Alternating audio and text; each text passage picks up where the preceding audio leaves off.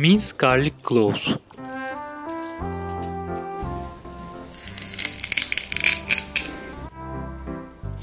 Peel and grate tomatoes. Add oil to sauce cooker or frying pan. Heat the oil. Add grated tomato.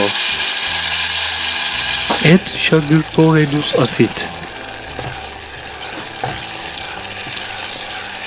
Add tomato paste.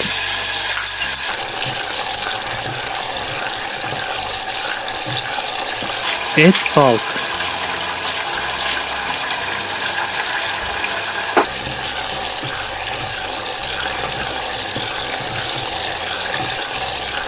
Once thickened, add minced garlic.